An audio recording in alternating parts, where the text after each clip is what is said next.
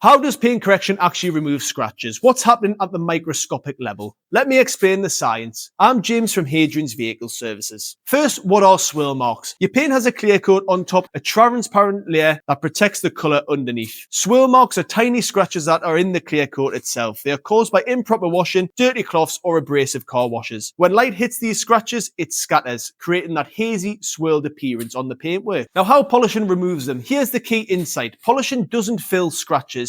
It completely removes them. It's a permanent solution. A polishing compound contains microscopic abrasive particles. When we polish, we're removing a very thin layer of the clear coat itself, leveling the surface completely.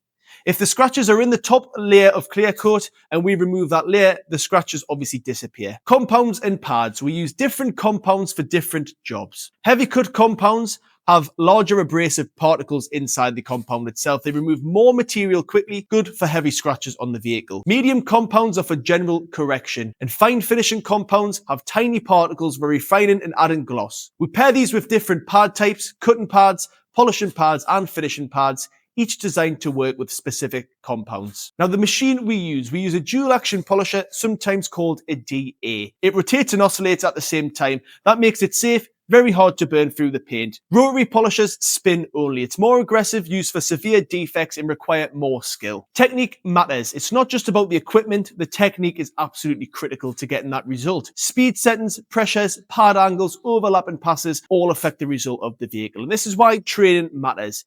Anyone can buy a polisher. Not everyone can use it correctly. Paint thickness. Here's a concern. Every time you polish, you're removing clear coat from the paintwork. You only have so much. Most cars have 100 to 150 microns of paint, including the clear coat.